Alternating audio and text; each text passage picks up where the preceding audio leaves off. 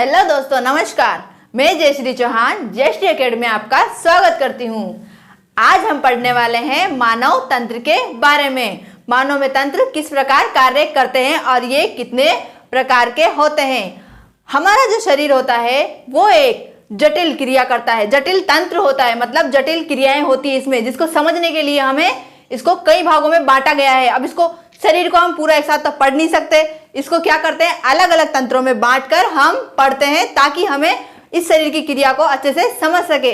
अब जैसे आपने देखा होगा आपके खुद का घर होता है, उसमें अलग अलग काम होते हैं। मम्मी होती है, पापा होते हैं, दादा होते हैं, दादी होती है, इन सब का अलग अलग काम होते हैं। अब जैसे मम्मी को एक तंत्र मान लो, ये मम्मी का क्या काम, अलग तंत्र का काम। जैसे ये रसोई का किचन का सामान संभालती है और ये क्या करती है बच्चों को भी संभालती है। और पापा का अलग काम, ये भी एक तंत्र के रूप में ले सकते हैं हम।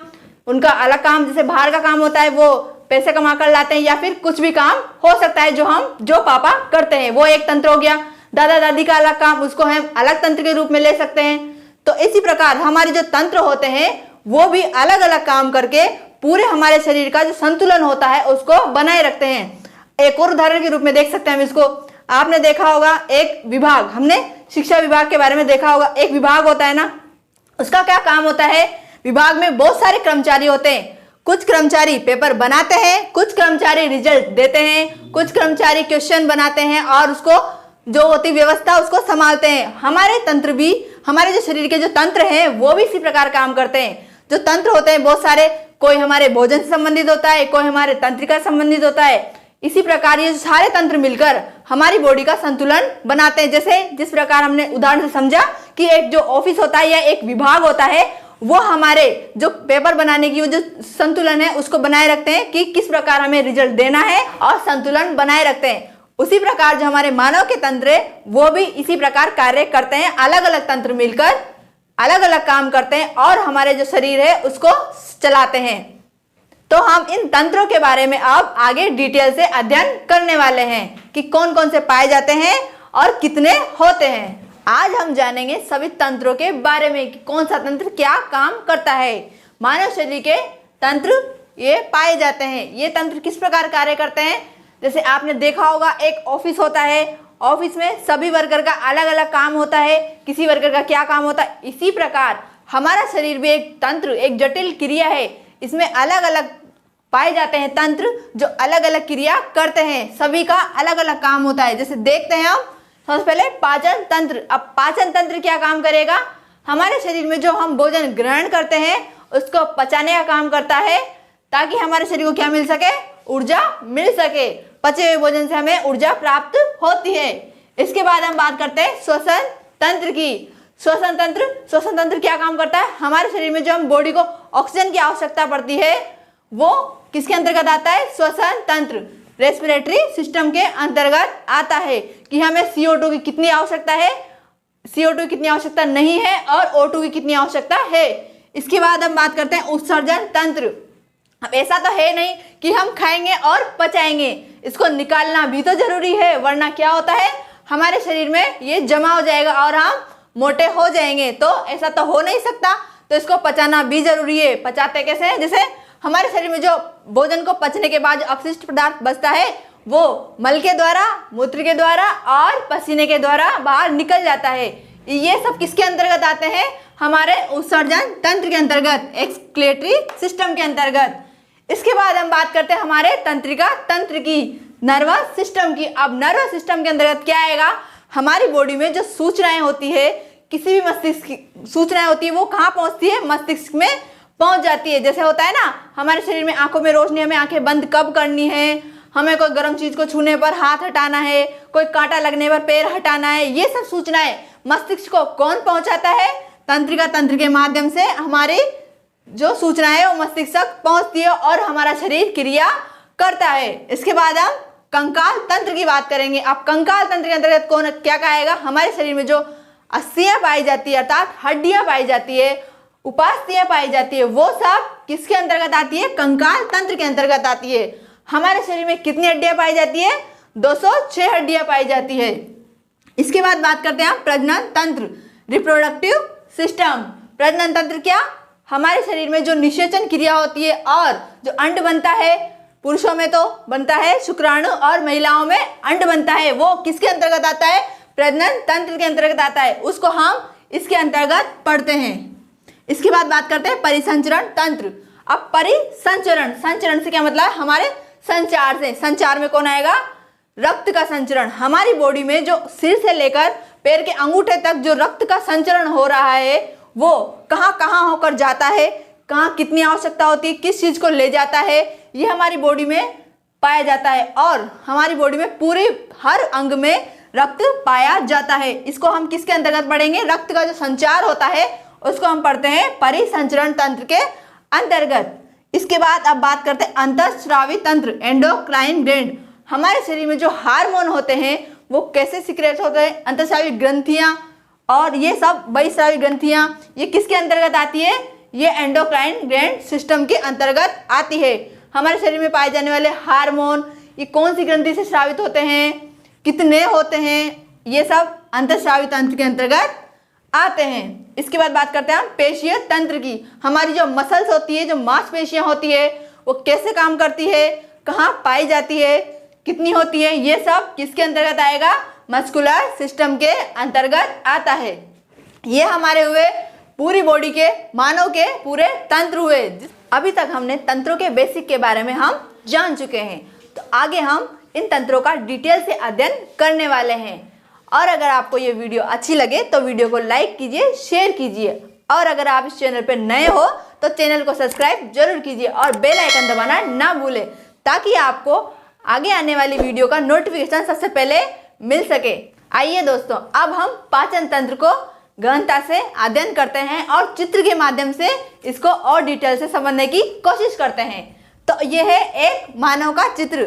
इसके अंदर जो यहाँ से यहाँ तक ये चित्र बनाया गया है, मुंह से लेकर ये हमारी गुदा तक, ये चित्र किसका है? पाचन तंत्र का। इसको हम क्या बोलते हैं? आहार नाल, अर्थात आहार भोजन की जो नाल होती है वो यहाँ से लेकर यहाँ तक होती है, ना कि यहाँ से ग्रास नाल को आहार नाल नहीं बोलते हैं। ये पूरे भाग को हम आहार नाल के नाम से जानते हैं। तो सबसे पहले आहार नाल में कौन सा भाग आता है?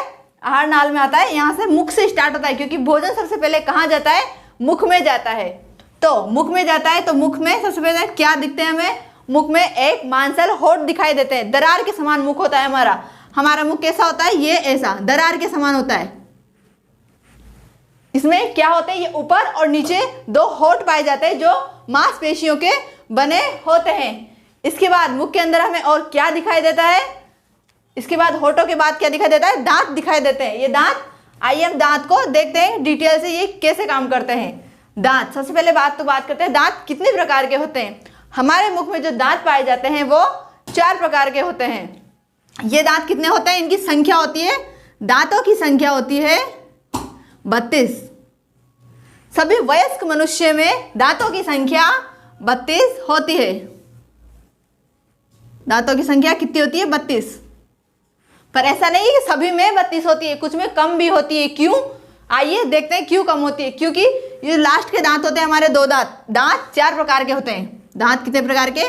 4 प्रकार के होते हैं। अब दांत को हम 4 प्रकार के देखते हैं। 4 प्रकार कैसे गिनेंगे? दांत को 4 भागों में बांट लेंगे। हमारे जो मुंह है वो कैसा होता है? एक ऊपरी जबड़ा और एक निचली जबड़ा होता है।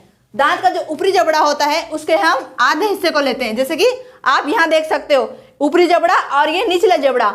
इसके हम ऊपरी जबड़े के आधे हिस्से को लेते हैं। इसमें इधर के दांत होते हैं अलग और इधर के दांत अलग, तो ये 2 भाग हो गए। एक भाग को हम देख लेते हैं और इसको हम 2 से मल्टीप्लाई कर देंगे, क्योंकि इधर जितने दांत पाए जाते हैं सेम इधर पाए जाते हैं, तो हम इसको 2 से मल्टीप्लाई करके देख लेंगे।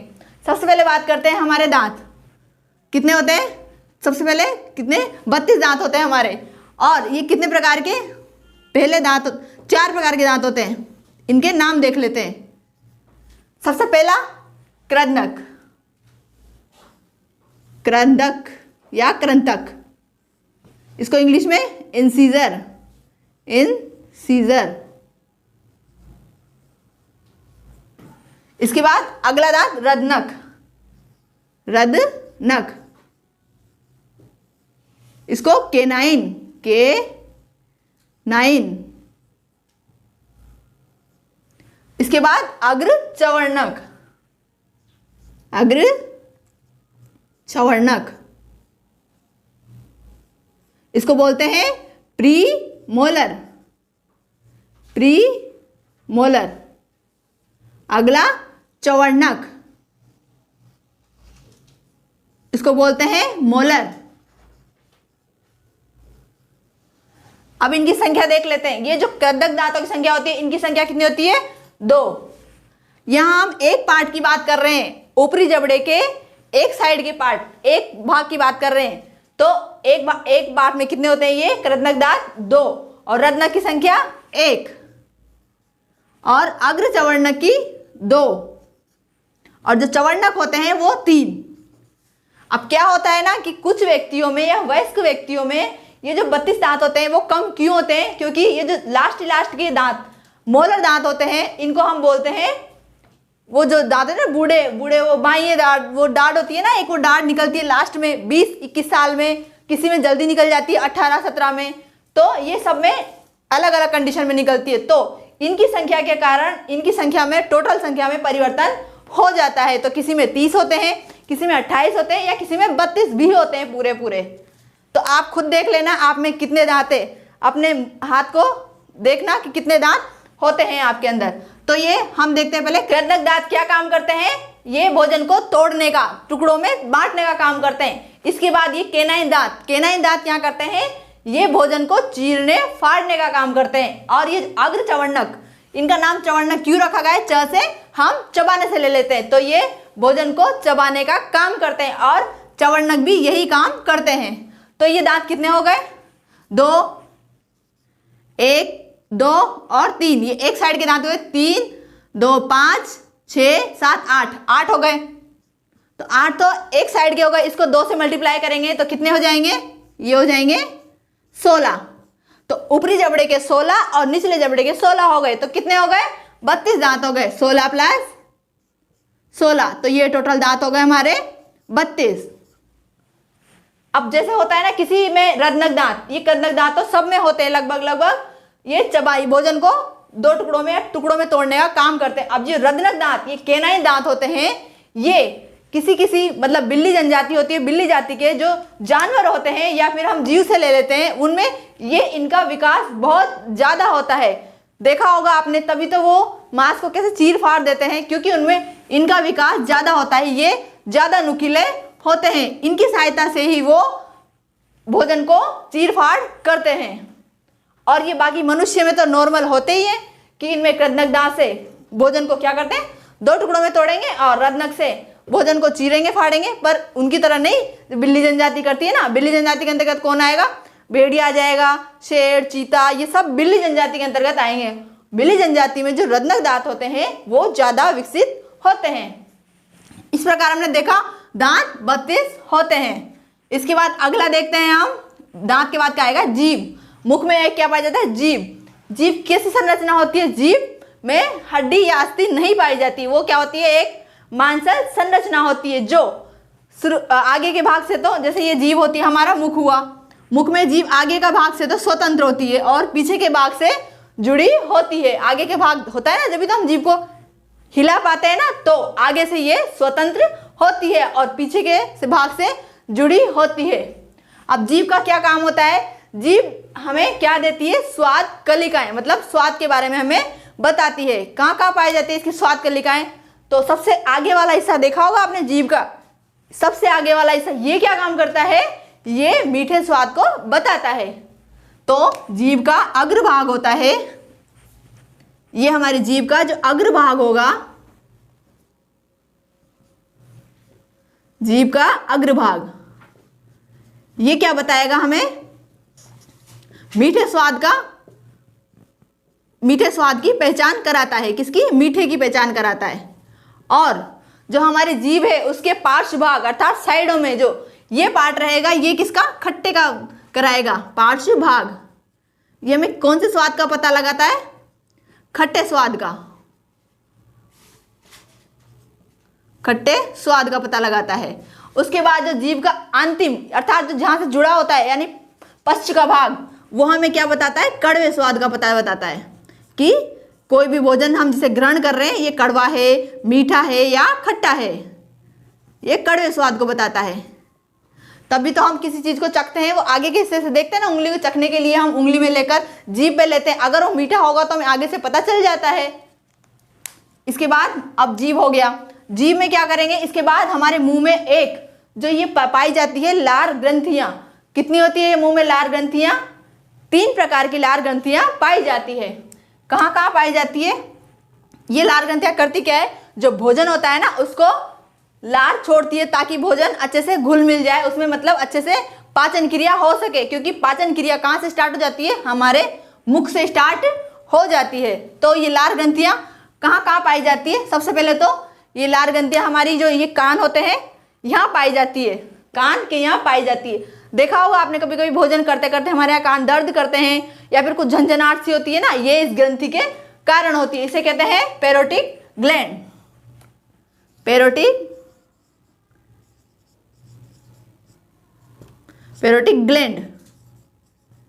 और इसके बाद एक और ग्रंथि पाई जाती है जो हमारी जीभ होती है, जीभ के साइडों में या पार्श्व भाग में पाई जाती है, नाम सब लिंगुअल,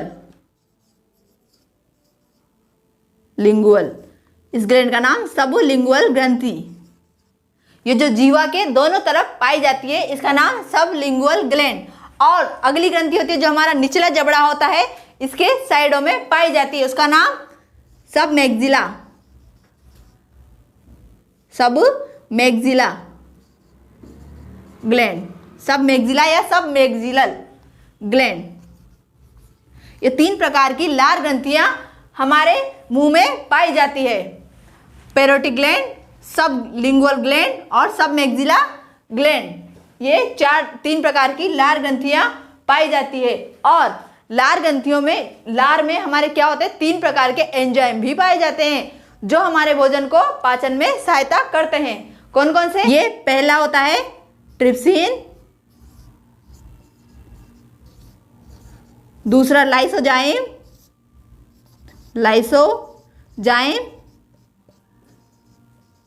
और तीसरा एमाइलेज। जो इसमें ये ट्रिप्सिन और एमाइलेज होता है, ट्रिप्सिन और एमाइलेज एंजाइम क्या करता है, भोजन में आने वाले जो स्टार्च होता है उसको ग्लूकोज में परिवर्तित करता है, करने में यह सहायता करता है। उसके बाद जो लाइसोजाइम एंजाइम है ये क्या करता है, जो भोजन के साथ जो हानिकारक जीवाणु आ जाते हैं, होता है ना, ऐसा तो है नहीं भोजन में हमेशा शुद्ध आएगा, हानिकारक जीवाणु भी आ जाते हैं, उनको नष्ट करने का काम ये लाइसोजाइम एंजाइम करता है। तो लार में हो गए 3 एंजाइम।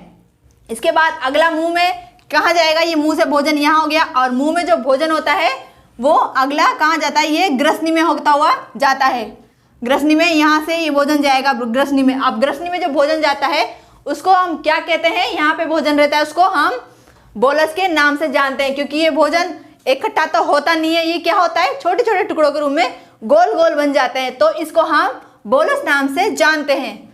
ये एग्जाम में पूछा जाता है कि भोजन के छोटे छोटे टुकड़े जो मुख गुहा से ग्रसनी में जाते हैं उनको हम क्या कहते हैं, उनको हम बोलस के नाम से जानते हैं। किसके नाम से, बोलस के नाम से हम उन्हें जानते हैं। भोजन के छोटे छोटे टुकड़े, भोजन के छोटे छोटे टुकड़े। अब ग्रसनी क्या होती है, ग्रसनी एक पतली नलिका होती है, ग्रसनी, इसके बाद ग्रसनी से होता हुआ भोजन ग्रास नली में जाता है, ग्रास नली या इसोफेगस में जाता है। ग्रसनी और ग्रास नली के मध्य में एक ये यहाँ पे एपिब्लास्टिक नाम का एक ढक्कन पाया जाता है। क्यों, क्योंकि ये जो ढक्कन यहाँ होता है ये ग्रसनी से भोजन को श्वास नाल में जाने से रोकता है। अब देखो, आप कभी कभी आप खाना खाते होंगे तो आपको खांसी चली होगी, वो किस कारण चलती है, हमारा भोजन जो ग्रसनी से श्वास नाल में चला जाता है उसके कारण हमें खांसी आती है। तो वो भोजन यहाँ चला जाता है तो अटक जाता है, तो हमें इससे हमारे गले को फील होता है कि कुछ गलत नली में हमारा भोजन चला जाता है, तो खांसी के द्वारा ये भोजन वापस ग्रसनी में आता है। और ये ढक्कन एपिब्लास्टिक नाम का ढक्कन होता है, वो लग जाता है ताकि ये जो भोजन है यहाँ से यहाँ रहे, यहाँ से यहाँ श्वास नली में नहीं जाए और सीधा कहाँ जाए, ग्रास नली में होता हुआ इधर नीचे के अंगों में पहुँच जाए। तो हम पढ़ते इसके बाद ग्रास नली। ग्रास नली में क्या होता है, भोजन का पाचन नहीं होता है, सिर्फ भोजन एक माध्यम है ये पहुंचने का, एक अंग से दूसरे अंग तक। इसके बाद अब भोजन ग्रास नली से कहाँ जाता है, आमाशय में जाता है। आमाशय अर्थात स्टोमक। आमाशय क्या होता है, ये जो दिख रहा है आपको ये पार्ट, ये थैली जैसा आकार का होता है, ये आमाशय, थैली जैसा आकृति का ये आमाशय होता है। आमाशय में क्या होता है, आमाशय में भोजन जाता है। अभी यहाँ से भोजन गया, आमाशय में क्या पाया जाता है, जठर रस, जिसको हम बोलते हैं ना जठर अग्नि, वो जठर रस, वो किसके कारण पाई होती है, हमारी जो एसिडिटी होती है ये आमाशय में होती है। आमाशय होता कहाँ है, आपको चित्र में साफ साफ दिखाई दे रहा होगा। ये कौन सी साइड है, जैसे मैं ऐसे खड़ी हो जाऊं, अब आपको दिखाई दे रहा है ये चित्र, मान लो मेरा ही मान लो, तो ये चित्र किधर खड़ा हो गया, इधर, इधर किधर, हमारी बाईं साइड। आमाशय किधर होता है, बाईं साइड, पसलियों से थोड़ा नीचे। डायफ्राम डायफ्राम जानते हो ना, तो डायफ्राम के नीचे, पसलियों से नीचे, ये बाईं साइड में एक थैली के समान संरचना होती है, उसे हम क्या कहते हैं, आमाशय। और आमाशय के अंदर क्या होता है, जठर रस पाया जाता है। ये जठर रस क्या करता है, HCl स्रावित करता है, श्लेष्मा स्रावित करता है, जो क्या करती है, ये HCl भोजन को अम्लीय बनाता है। कभी कभी आपने देखा होगा, आपको भोजन के बाद उल्टी हो जाती है, वो उल्टी में भोजन वैसा जैसा हम खाते हैं वैसा दिखता नहीं है ना, वो भोजन कहाँ से, आमाशय से। आमाशय से भोजन वापस जाता है, क्योंकि यहाँ एसिडिटी हमें कहाँ महसूस होती है, आमाशय में होती है। आमाशय हमारे भोजन को अम्लीय बना देता है। जब अम्ल की मात्रा ज़्यादा हो जाती है भोजन में, तब हमें क्या होता है, एसिडिटी महसूस होती है। अर्थात हमें जठर अग्नि होता है ना, हमारे पेट में आग लगी है, वो कहाँ, वो किस कारण, वो जठर अग्नि के कारण HCl की मात्रा अधिक हो जाती है, इसी कारण हमें यहाँ पे जलन महसूस होती है। इसके बाद ये इसके पास आमाशय के इधर साइड में ये भाग दिखाई दे रहा है, ये क्या है, यकृत और लीवर। अब ये क्या होता है, ये जो ऐसा दिखाई दे रहा है उल्टे एल आकृति का होता है, ये भोजन ऐसे खड़े हो जाओ तो ये किधर साइड, ये तो होगा बाईं साइड और ये दाईं साइड पाया जाता है। ये एक संरचना यकृत और लीवर, इसके जस्ट सीध में मतलब सामने समांतर, इसके समांतर पाया जाता है यकृत और लीवर। इस लीवर में क्या होता है, ये लीवर भोजन को पचाता तो नहीं है, पर भोजन के लिए जो पित्तरस होता है ना, उसको बनाने का काम यकृत में होता है। यकृत के नीचे एक छोटी सी संरचना पाई जाती है, ये दिखाई दे रही हो आपको, ये छोटी सी संरचना पाई जाती है। ये क्या होती है, पित्ताशय अर्थात गोल ब्लेडर, ये पित्ताशय होती है। इसमें क्या होता है, जो यकृत द्वारा जो पित्तरस बनता है वो पित्ताशय में इकट्ठा हो जाता है, क्योंकि जब जब भोजन आएगा तो ये क्या करेगा, पित्तरस भोजन को क्षारीय बना देता है। यहाँ तक तो भोजन क्या था, अम्लीय था। अब जैसे ही भोजन यहाँ से यहाँ गुजरेगा तो ये पित्ताशय पित्तरस, ये भोजन में पित्तरस को छोड़ देता है यकृत, तो भोजन क्या हो जाता है, क्षारीय हो जाता है। इसके बाद ये जो पित्तरस होता है, इसकी pH एग्जाम में पूछी जाती है, इसकी pH कितनी होती है, 7.7। पित्तरस की pH कितनी, 7.7। पित्तरस की pH कितनी, 7.7 होती है, क्योंकि ये कौन सा होता है, क्षारीय होता है। अब क्षार की pH तो 7 से ऊपर होगी, तो इसकी pH 7.7। इसके बाद जो ये हमने देखा आमाशय के नीचे, ये आमाशय कहाँ जाके निकलता है, ये छोटी आंत में खुलता है। अब ये जो छोटी आंत, आमाशय का जो भाग है और ये छोटी आंत का भाग है, इसके मध्य में ये जो यू आकार की नलिका है, जिसे हम बोलते हैं, ये छोटी आंत का जहाँ से जुड़ती है ग्रहणी, उसको हम क्या बोलते हैं, उसके ग्रहणी और आमाशय के जो लास्ट अंतिम भाग होता है, उसके बीच में ये जो निकला हुआ भाग है, इसको हम बोलेंगे एक थैली जैसी संरचना। ये एक लंबाई में संरचना होती है, उसको हम क्या बोलते हैं, आमाशय अर्थात पेंक्रियाज बोलते हैं। आमाशय में कितने प्रकार के एंजाइम पाए जाते हैं, आमाशय में भी 3-4 एंजाइम पाए जाते हैं। पहला लाइपेज, ट्रिप्सिन,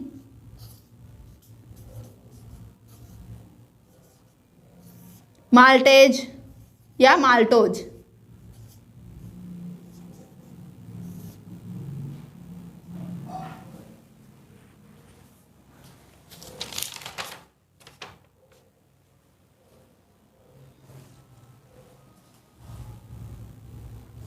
एमाइलेज,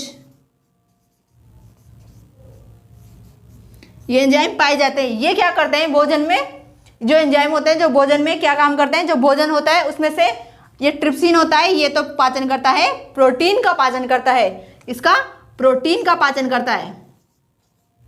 और जो ये लाइपेज होता है, ये वसा का पाचन करता है, वसा का पाचन करता है। इसके बाद ये माल्टेज और एमाइलेज, ये क्या करते हैं, ये दोनों मिलकर कार्बोहाइड्रेट, जो भोजन में जो कार्बोहाइड्रेट पाया जाता है उसका पाचन करते हैं, कार्बोहाइड्रेट का पाचन करते हैं।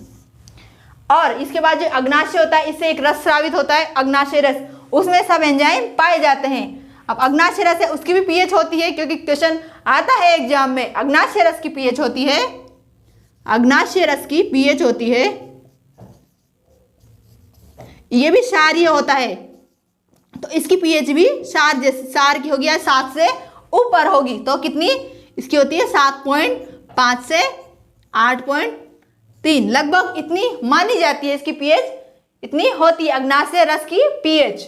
ये क्या करता है, ये इसमें 4 एंजाइम होते हैं, इनको भोजन में स्रावित करता है, और ये एंजाइम अपना अलग अलग काम करते हैं। माल्टेज और एमाइलेज मिलकर जो भोजन होता है उसमें से कार्बोहाइड्रेट का पाचन करते हैं, क्योंकि कार्बोहाइड्रेट आगे जाकर ग्लूकोज में परिवर्तित होता है।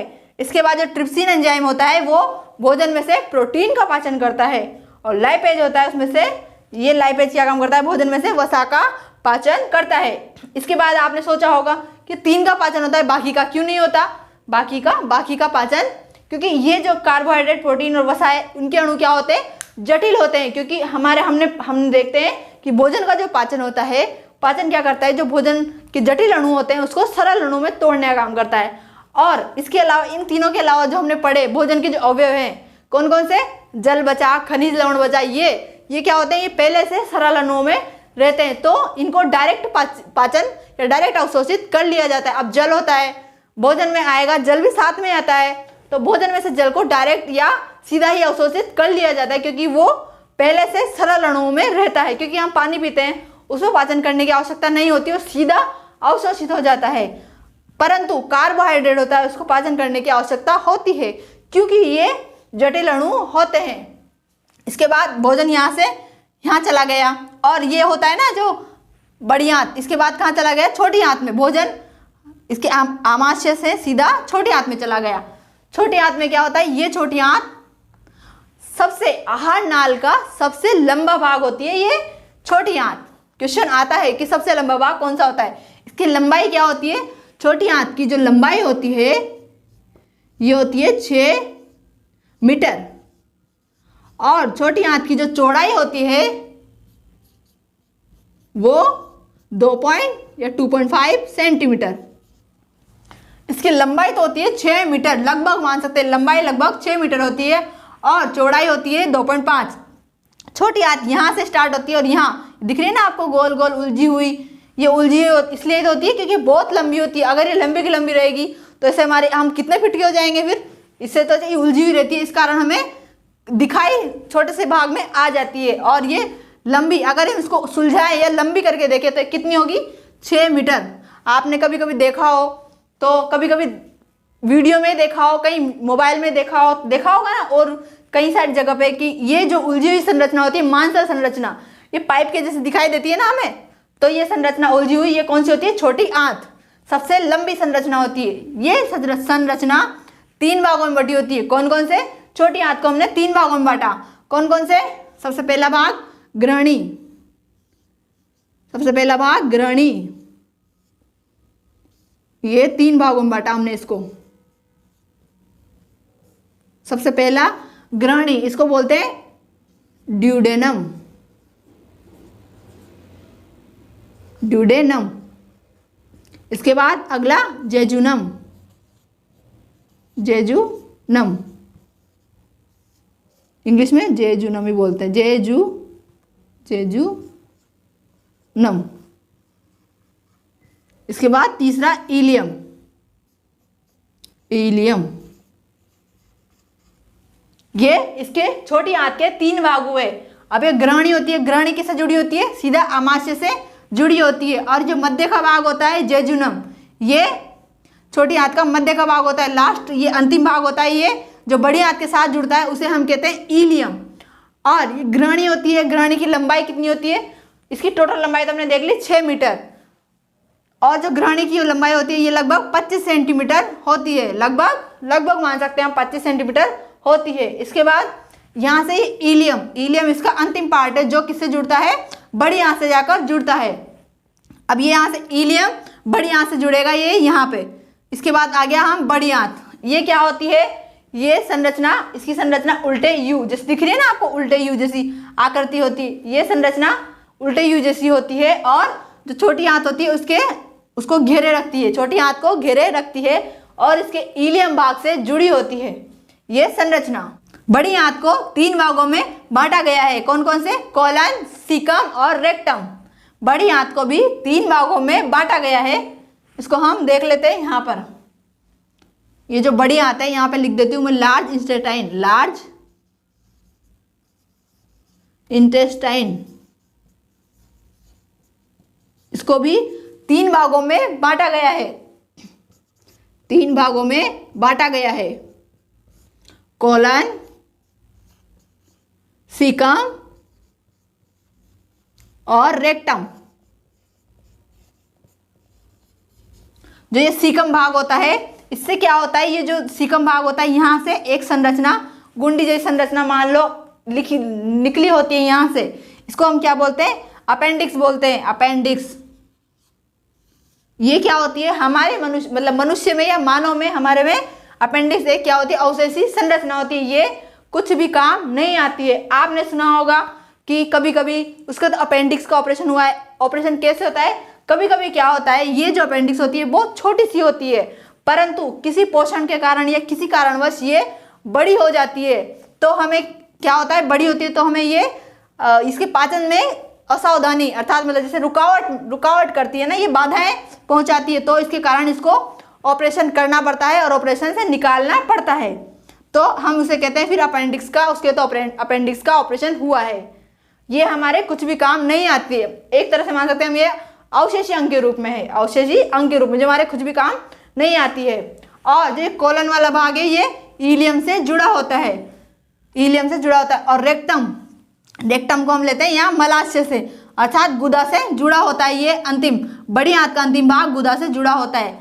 यहाँ से भोजन, अब छोटी आंत में तो क्या होता है, छोटी आंत में तो भोजन का संपूर्ण पाचन हो जाता है, कुछ भी नहीं, लगभग हमारी जो भोजन का होता है सभी पार्ट का, कार्बोहाइड्रेट ले लो, जल पोषण किसी का भी ले लो, जल का ले लो, कार्बोहाइड्रेट, प्रोटीन, इन सब का पाचन कहाँ हो जाता है, छोटी आंत में हो जाता है। इसके बाद जो बड़ी आंत होती है उसमें क्या होता है, उसमें पाचन तो कम मात्रा में होता है पर अवशोषण सर्वाधिक मात्रा में होता है।